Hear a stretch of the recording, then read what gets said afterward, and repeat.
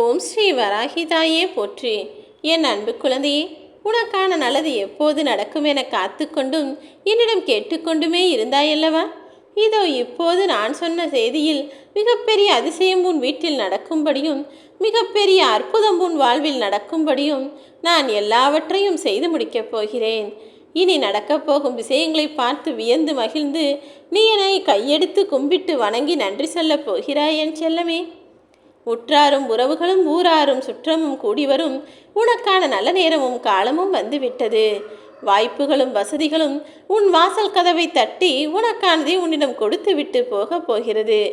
கவலை எனும் ஆழ்ந்த உறக்கத்தில் இருந்த நீ இப்போது சந்தோஷமாய் கண் விழித்து கரையேறப் போகிறாய். இனிமேல் நீ எதை தொட்டாலும் அது பொன்னாக மாறும்படி உன் வாழ்வில் நான் அதிசயத்தை நிகழ்த்ததான் வந்துள்ளேன். நீ போகிற பாதையெல்லாம் இனி வெற்றி பாதையாக மட்டும்தான் இருக்கப் போகிறது என் செல்லமே.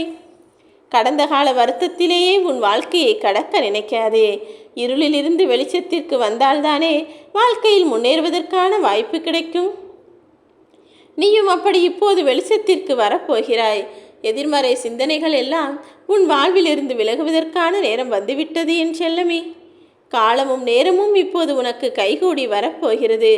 நேர்மறை சிந்தனைகள் எல்லாம் உன் வாழ்வில் வந்து சேர்ந்து உன் வாழ்க்கையை வளமாய் மாற்றுவதற்கு ஒரு வழிகாட்டலாய் இருக்கத்தான் போகிறது. இனி நீ எக்காரணம் கொண்டும் எதை நினைத்தும் வருத்தப்படவே கூடாது என் செல்லமே. நீ எனக்கு நன்றி சொல்லப் போகிறாய் என்று நான் சொன்னேன் தானே? அப்படியானால் உன் வாழ்க்கை எவ்வளவு அழகானதாய் மாறப்போகிறது என்பதை புரிந்துகொள். வருத்தம் என்பது ஒரு சக்தி வாய்ந்த உணர்வு. அது நீண்ட காலத்துக்கு உன்னை வேட்டையாடி கொண்டே இருக்கும்படி நீ வருத்தப்பட்டு கொண்டே வாழாதே. இங்கு பல பேருடைய மக்களின் மனதில் எதிர்மறை உணர்ச்சிகள் தான் நிறைய இருக்கிறது. அதனால்தானே அவர்கள் எல்லா கஷ்டங்களையும் அனுபவிக்க வேண்டியதாய் இருக்கிறது.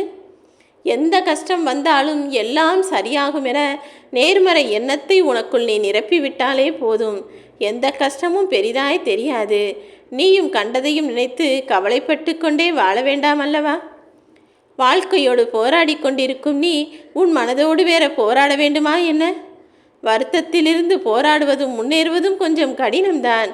ஆனால் நீ நினைத்தால் உன் வருத்தங்களை எல்லாம் மறந்து வெளியே வந்துவிடலாம் என் செல்லமே. ஏன் தெரியுமா? உனக்கு துணையாய் இருக்கப் போவது உன் வராகி அம்மா நான் தானே. ஒரு அம்மாவே உனக்கு துணையாய் இருக்கும்போது நீ எதற்காக கவலை கொள்ள வேண்டும்? நீ சிறு வயதில் எவ்வளவு சந்தோஷமாய் உன் பெற்றோரை நம்பி நிம்மதியாய் வாழ்ந்து கொண்டிருந்தாய். எதுவாக இருந்தாலும் அம்மாவும் அப்பாவும் பார்த்து கொள்வார்கள் என தைரியமாக தானே இருந்தாய்.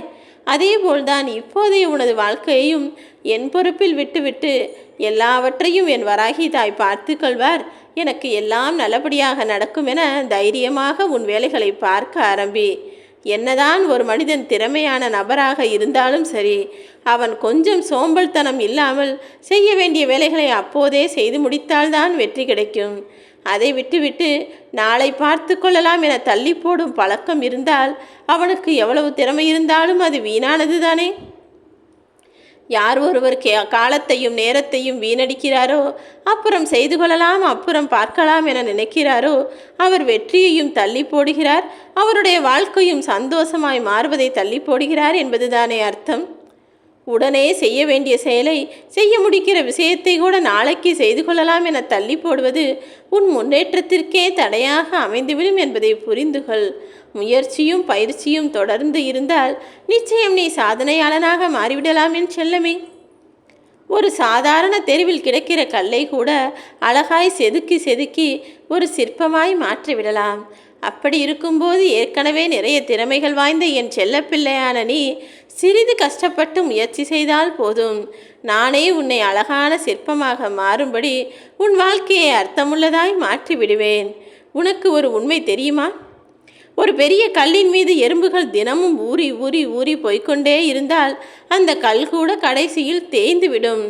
அப்படி இருக்கும்போது நீ மட்டும் தொடர்ந்து முயற்சி செய்தால் வெற்றி பெறாமலா போய்விடுவாய்? எப்போதும் எதற்கையும் விட்டு கொடுக்காமல் தொடர்ந்து முயற்சி செய். உன் வாழ்க்கையின் அடுத்த கட்ட பாதைக்கு நீ போக வேண்டுமல்லவா? தங்குதடை இல்லாமல் உன் வாழ்வில் நான் வெற்றியை கொடுத்து கொண்டே இருக்க வேண்டுமென ஆசைப்படுகிறேன். நம்பிக்கையோடு இரு. உன்னதமாக நீ உழைத்தால் நிச்சயம் நீ எதிர்பார்க்கும் காரியங்களையெல்லாம் வெற்றிகரமாய் நான் முடித்து கொடுப்பேன். உன் வாழ்க்கையும் வெற்றியின் பக்கம் வரப்போகிறது என் செல்லமே.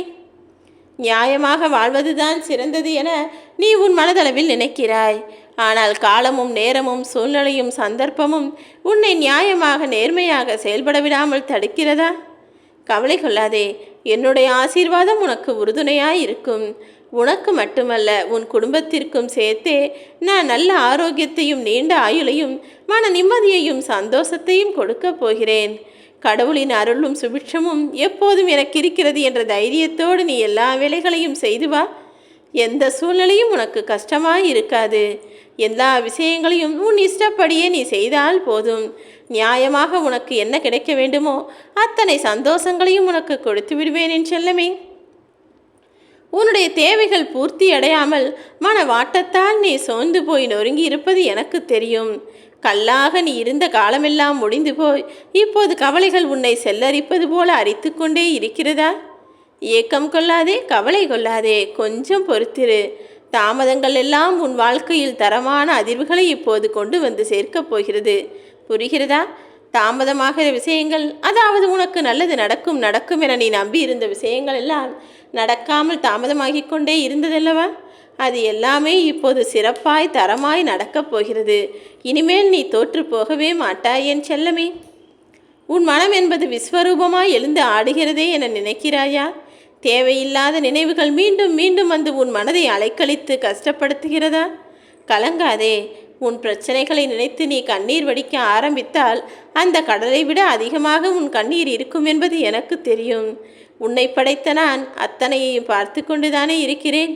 நிச்சயமாக உனக்கான நல் வாழ்க்கையையும் நல்வழியையும் நான் காட்டுவேன் என் செல்லமே. காலத்தின் கோலத்தால் சிக்கி தவித்து கொண்டிருக்கும் உன் வாழ்வில் வசந்தம் வரத்தான் போகிறது. உன் துன்பங்களையெல்லாம் தவிடுபொடி ஆக்குவதற்காக தானே நான் இந்த நாளை தேர்ந்தெடுத்திருக்கிறேன்.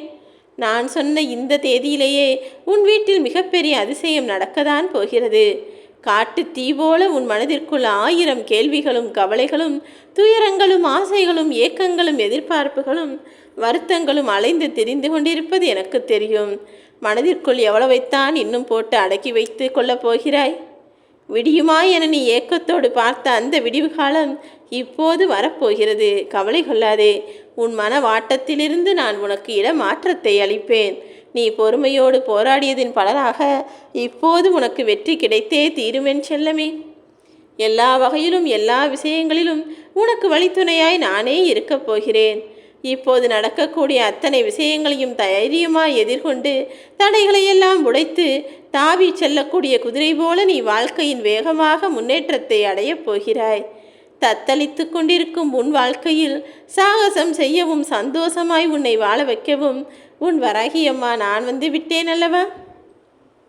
நீ சற்றும் எதிர்பாராத பல விஷயங்கள் உனக்கு சந்தோஷத்தை தரும் வகையில் இப்போது நடக்கப் போகிறது. பலம் கொண்ட உடலை விட தன்னம்பிக்கை கொண்ட மனிதனின் மனம்தான் சிறந்தது என்பதை புரிந்து நடந்து கொள். உன்னுடைய தன்னம்பிக்கையும் உன்னுடைய பக்தியும் நிச்சயம் உனக்கான நல்வழியை காட்டும். ஓம் ஸ்ரீ வராகிதாயே போற்றி.